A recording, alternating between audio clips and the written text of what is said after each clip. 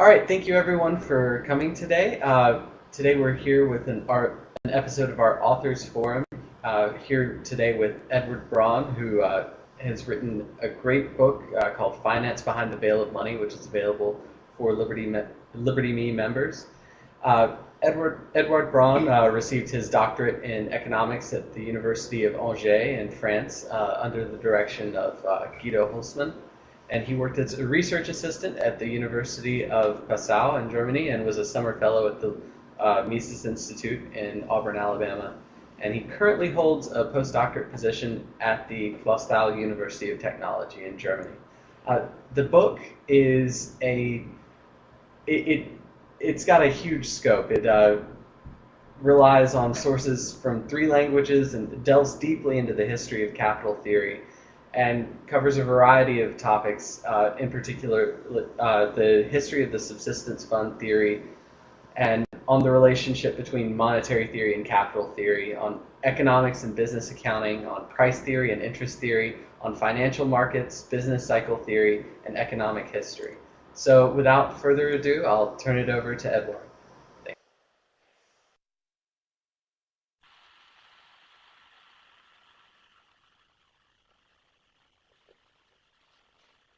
Now, thank you, Matt. Hello, everyone. I would like to present my book, Finance Behind the Veil of Money, to you. And as Matt said, it was written during my time as a PhD student at the University of Angers in France under the direction of Professor Guido Hülsmann. And I would like to begin by saying that it was, for me, a privilege to be able to focus my attention on Austrian economics and on this topic, the financial market in particular, for 4 years there at Angers. And I think that at least the pleasure that I had in writing the book can be seen in it, because it contains what was my interest all the time. I was able to write exactly what I wanted to write, thanks to Professor Guido Hülsmann, who let me all the freedom that I wanted and needed. And this was a very great experience. Now, what I do in this book is I try to write a Austrian theory of the financial market, to write about the role of the financial market in the economy from an Austrian point of view. And of course, there has been a lot of work by Austrian economists about things that are related to the financial markets. There's a lot of work on monetary theory, and there's a lot of work on capital theory. And of course, both money and capital are connected. The topics are connected to the question of the financial market. But of course, money and capital also exist outside of the financial market. So they are connected, but of course, the theory of money and the theory of capital are not themselves a theory of the financial markets, and that's what I tried to do. I wanted to find out what is special about the institution of the financial market. Now, in the beginning, of course, of writing the book, I had a look at the literature, and in the literature there are basically 2 approaches to the financial markets. In the first approach, it is said that the financial markets are basically about the determination of the interest rate. This is mainly done in Keynesian macroeconomics, where the interest rate influences investment spending and export spending, and thus influences aggregate demand. This is the first view of the financial market, that its role is to determine the interest rate.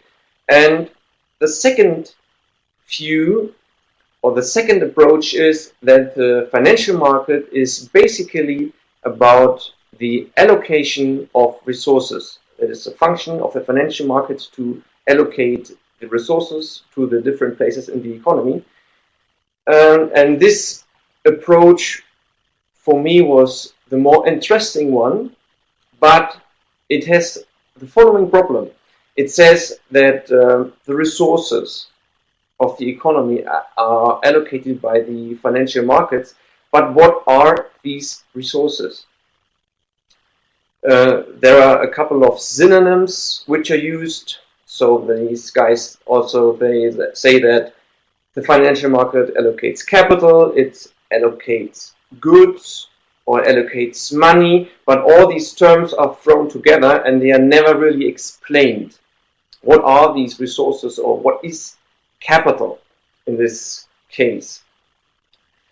Especially it's not answered. What are these resources and how do they relate to the money flows on the financial markets that you can observe on the financial markets? And this was my research question, the basic research question. Are there flows of real goods that can be associated with the cash flows that can be observed on the financial market? That is the basic question that I posed and that I tried to answer. And of course, in order to answer this question, I had to find a connection between capital theory and monetary theory, between these two blocks. Because on the financial markets, it's very difficult to distinguish the two. Money becomes capital on the financial market, but capital also becomes money. And I, in my book, try to make sense out of this all, out of this connection, and about and of the institution of the financial market especially. Now, what is my starting point? My starting point is Richard von Striegel, an Austrian economist who has written in 1934 a book called Capital and Production, and it was translated, I think, in 2000 into English. And Striegel said that the basic requirement for any time-consuming production process requirement are consumer goods, consumption goods. So he said that any production process time-consuming production process can exist. The people who participate in this process must be able to consume. They must have consumption goods. And he said it is the function of capital to fund this consumption by the people who participate in the production process. And he added that it is the function of the financial market to allocate this consumption or this power to consume. So on the financial markets, in the end, the power to consume is allocated to the different production processes in society. And in order to argue this way, of course, he had to find a connection between the financial market and this power to consume. And Striegel argued that the money that is traded on the financial market, or money in general, is just a claim on consumption goods. So he tried to create a relationship between money and consumption goods. And he also tried to create a relationship between capital and consumption goods. He said that the free form of capital is nothing else than a fund of consumption goods, or he called it a subsistence fund. Now, Striegel only states these points. He does not provide any argument or a proof. He just says money is a claim on consumption goods, and capital, free capital, is nothing else than a subsistence fund. But he doesn't elaborate on this. He just states it. And this is what I consider one or the central contribution of my book. I substantiate these points by Richard von Striegel. So I show that there is indeed a close relationship between the purchasing power of money and consumption goods.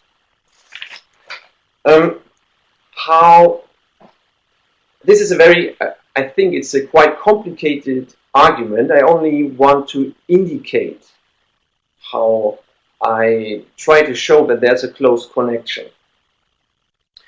Now, there are basically two different kinds of transactions where money is involved.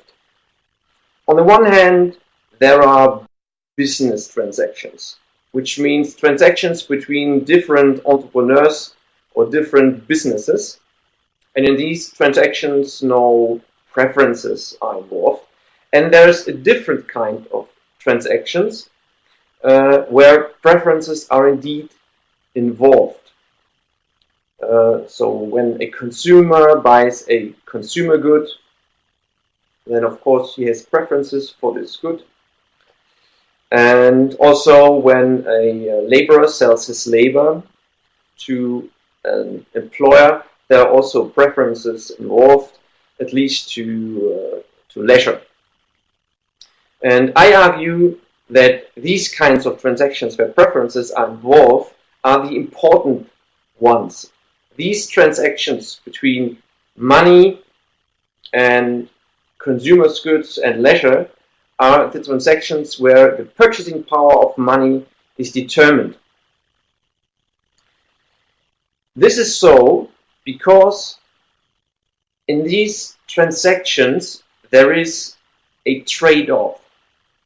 The people who buy consumers' goods or sell their labor have to trade off between money and the consumption goods they want, and there are their preferences involved, and it depends on their preferences whether they do it, whether they buy or don't buy. And therefore, in these transactions, a relationship is established between money and these goods that are traded, the consumption goods. Now, in the other kind of transactions, the business transactions, they completely depend on the transactions where preferences are involved. They do not stand on their own. They are derived transactions, and the relationships between money and the goods that are traded there are derived relationships. The reason is that in these kinds of transactions between entrepreneurs, where only entrepreneurs are involved, in these transactions there's no trade-off. Entrepreneurs do not have to trade off between the goods they're trading in, between machines and money, or tools and money. They don't have preferences for these kinds of goods. They are not interested in these goods themselves. They are only interested in their profit, of course. And in this, they completely depend on the transactions that are performed in the other sphere, or they consume. They depend on the transactions where preferences are involved. Without them, they couldn't sell anything for profit in the end to the consumer, and also maybe they couldn't purchase laborers because eventually, or maybe some laborers won't work for money. I don't know whether I could bring this point across.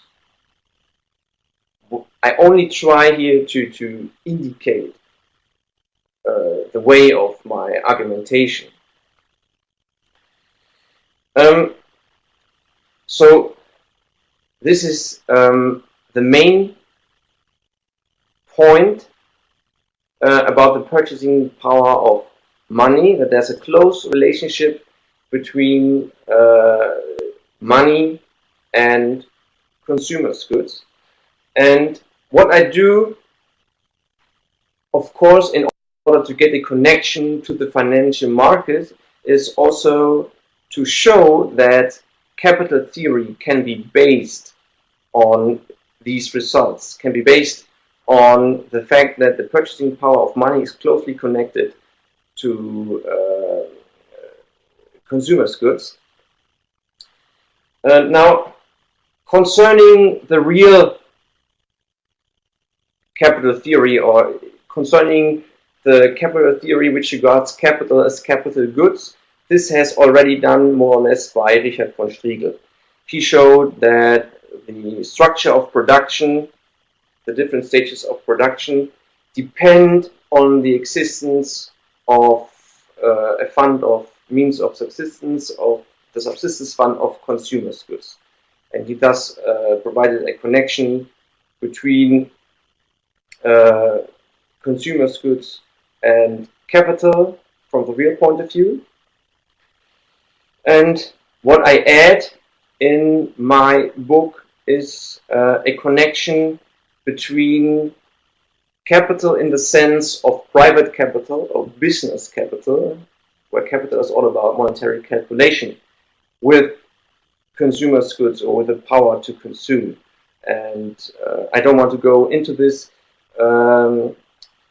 As long as monetary calculation and capital accounting is based on the traditional accounting principles, the principle of the realization of revenues and the principle of lower of cost or market, as long as capital accounting is based on these principles, then one can show that entrepreneurs in their monetary calculation indeed calculate in terms of the power to consume, in terms of the power to fund people in production.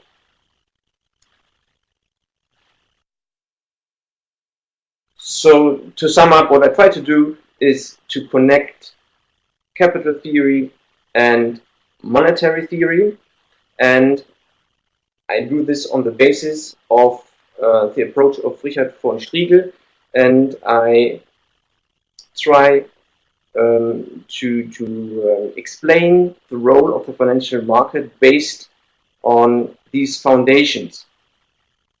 So when it is said the financial market allocates resources, or allocates capital, or allocates money, in my opinion, what is meant is that the financial market allocates the power to consume, or allocates the subsistence fund, or the means of subsistence, to the different areas, to the different production processes in the economy. Now, I only presented one central point of my book. I also go a little bit into interest theory. I have a praxeological theory of interest, and I also have an empirical chapter on the financial crisis of 1873, which shows a lot of parallels to the present crisis, and where I can employ my theory pretty well. But these are details, and I don't want to go into them. And I think we will have a Q&A following, where you can pose questions.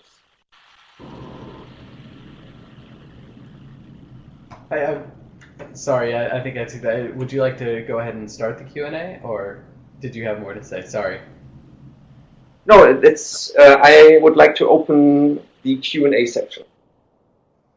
All right. If you'd like to ask a question, you can ask it in text in the questions tab to the right, or if you'd like to come on screen to ask, um, you can click video chatting in the upper right, and then click start your webcam, and I'll be able to bring you on screen.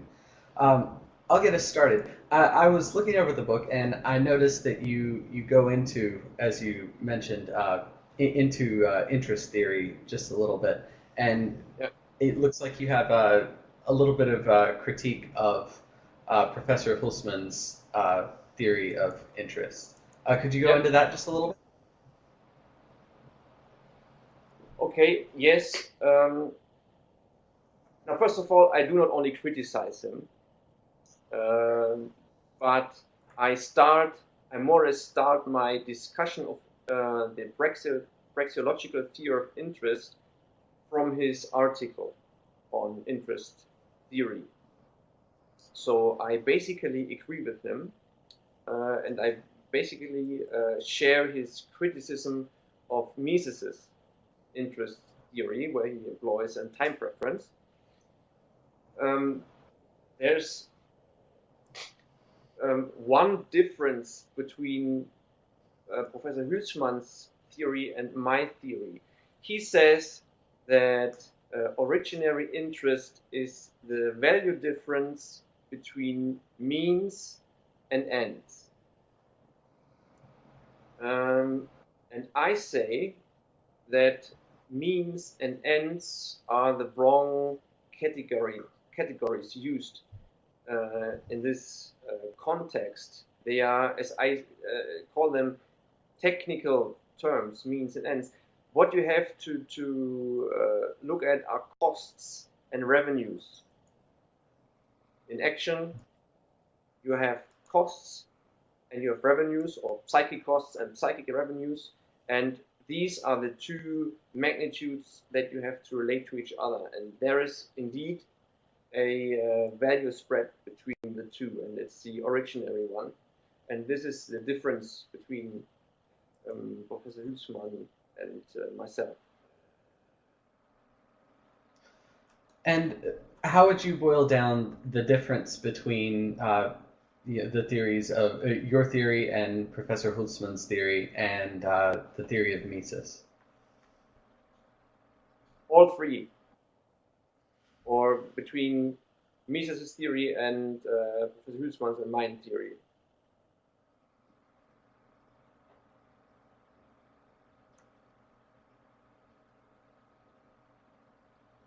Could you?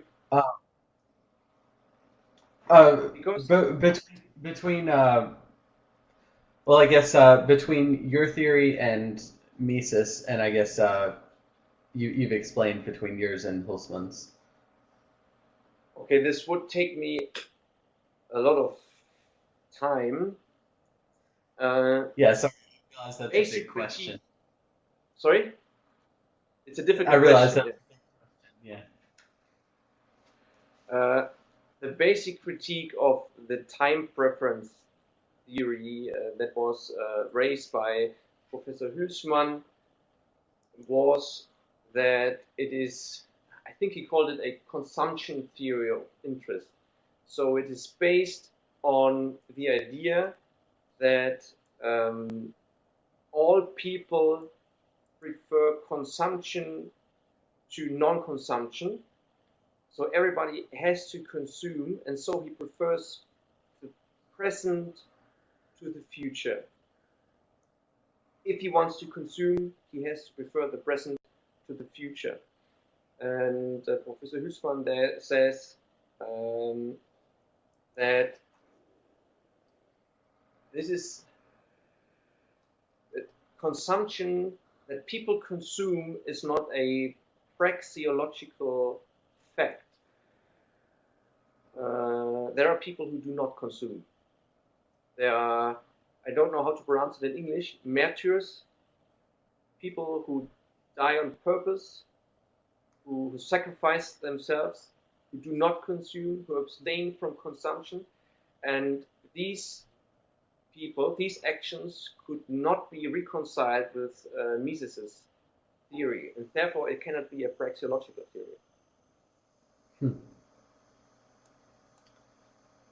All right. All right. You also go into the theory of the business cycle and the German crisis of 1873. Could you say a few words on that and maybe explain just briefly, because this is another big question, lots of big questions. The scope of your book is just massive, but on how it expands our understanding as Austrians of that crisis.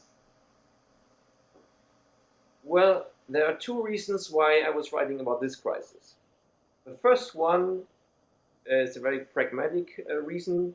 There has been nothing by Austrians on this crisis, or nearly nothing.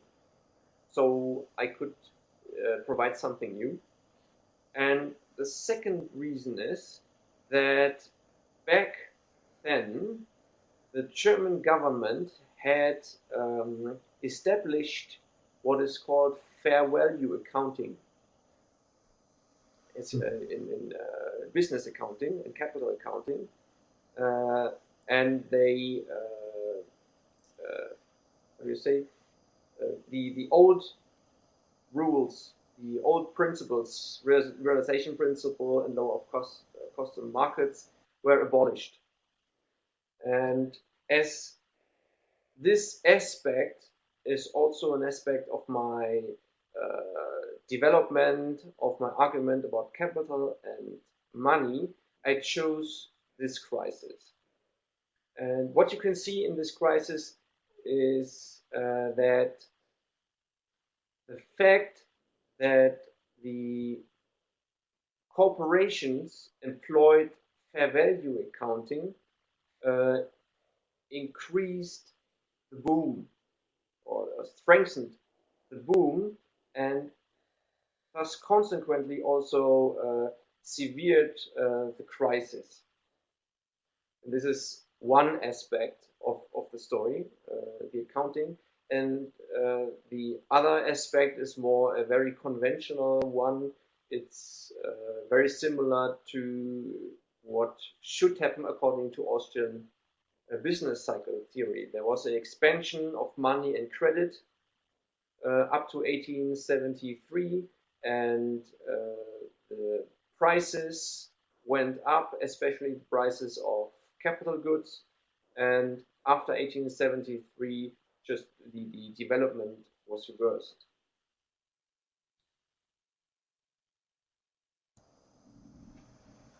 All right. Well, thank you so much. I'm looking forward to getting to delve deeper into the book, and I think it's great. So everyone should check it out on Liberty Me. I'm about to link to it in the chat window. And thank you everyone for coming.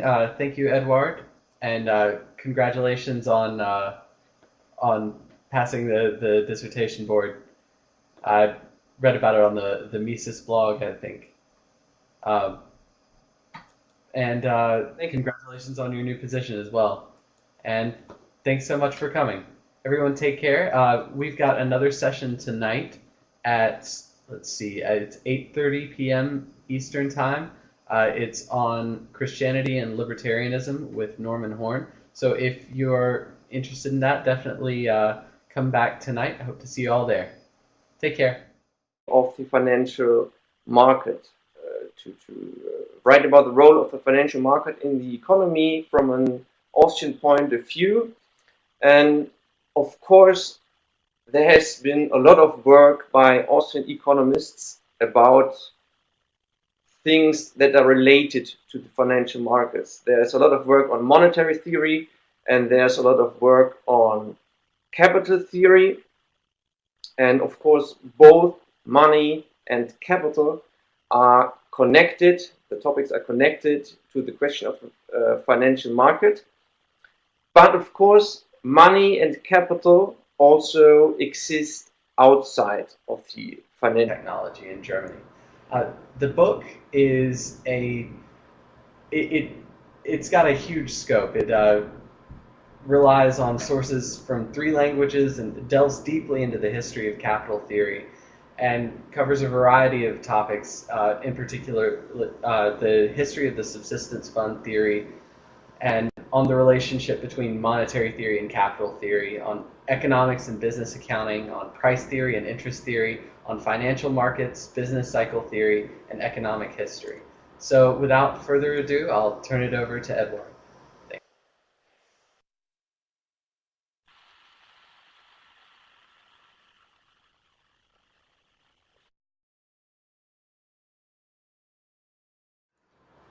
All right, thank you everyone for coming today.